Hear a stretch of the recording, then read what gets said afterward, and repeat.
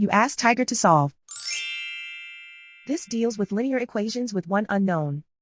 The final result is m equals 3. Let's solve it step by step. Group all constants on the right side of the equation. Subtract 6 from both sides.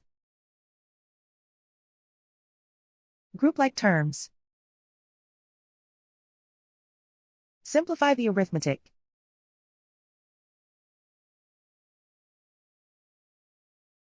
Isolate the m. Divide both sides by -2. Cancel out the negatives. Simplify the fraction. Cancel out the negatives. Find the greatest common factor of the numerator and denominator. Factor out and cancel the greatest common factor. And so the final result is m equals 3.